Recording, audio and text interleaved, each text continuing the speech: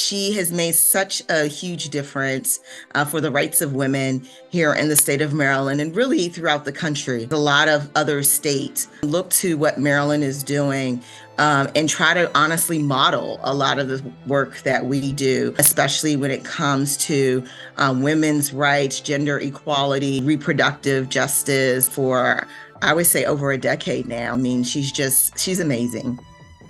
As you can tell from her jobs, Michelle is a leader. When I was on the board of the WLC and Michelle approached me about being chair, I was shocked. She saw the potential in me that I didn't recognize in myself. Thank you, Michelle, for believing in me and convincing me to believe in myself. I believe that Michelle is especially sensitive to women's issues because of her awareness of the struggles and successes of the women in her life. The women in her family emigrated from Iran to the United States just as Iran was experiencing deep unrest. Michelle's fluency in Farsi wasn't the only thing that she inherited from her mother and grandmother. She also inherited a fundamental belief that the autonomy of women is paramount and worth making personal sacrifices to uphold. Michelle's unwavering beliefs in equality, autonomy, and fairness for women are why she was always so proud of her work at the Women's Law Center. She knows that her work will not just affect those of us here today, but will have lasting effects on our children and grandchildren who follow us. Michelle, you are a fierce advocate for women. You are brave and you are a true leader. Michelle, you are amazing. I am proud and honored to be a friend of yours. I love you, Michelle. I'm so very proud of you for being recognized tonight. Congratulations. I'm so honored to say to you, Mubarak, and thank you for giving so much of yourself for all of us.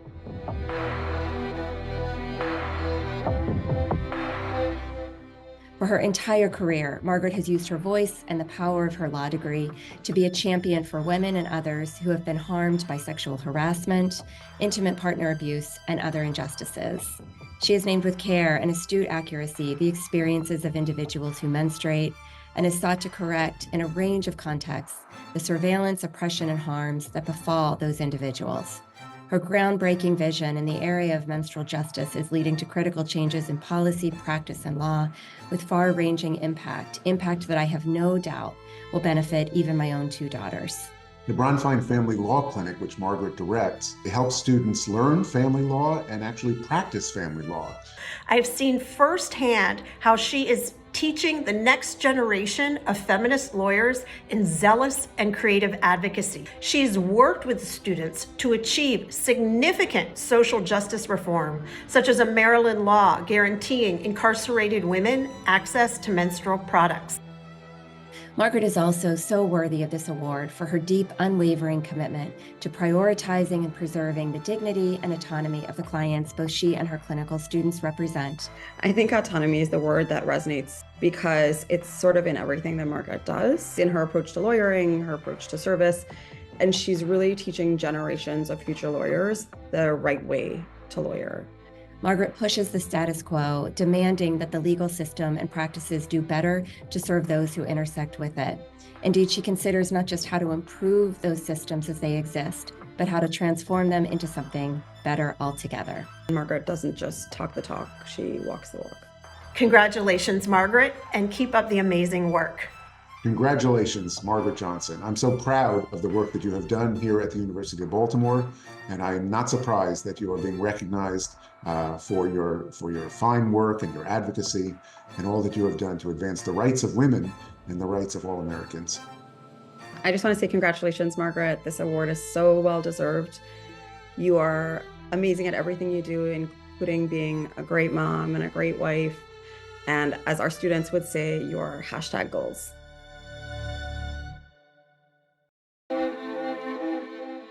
So how do the AG's values align with the values of the Women's Law Center? I would say that they are one and the same. The Women's Law Center's values are the Attorney General's values. 3 of his 6-member executive leadership team are women, and A.G. Brown has explicitly charged each of us with ensuring that he doesn't lead in an echo chamber. That Attorney General Brown's leadership in his quest to advance justice is inclusive, collaborative, and fiercely determined. Probably one of the most telling stories about the AG's leadership and his commitment to women and women-centered justice issues was the conversation that he and I had before I agreed to take this role. And I sat him down and I said, I need to ensure that our values are aligned. To my happy surprise, the AG looked at me and he said, you are a mom first. You will only have one chance to do this. We'll work it out. And it was at that point that I knew that this was a role that I could take. I am perhaps most proud of our work in leading the Maryland Equitable Justice Collaborative, a partnership between A.G. Brown and public defender Natasha Dartigue to reduce the mass incarceration of African Americans and other marginalized groups in Maryland's prisons and jails. When the AG describes this project as the culmination of all of his work to date and the legacy that he would like to leave as the first Black Attorney General of Maryland, I believe him. He understands that his assignment in this role is to elevate those who have historically been exempt from this country's promise of equality, liberty, and justice for all. I can think of few people who deserve this award more. So congratulations, boss. AG, congratulations. Congratulations, Attorney General Brown.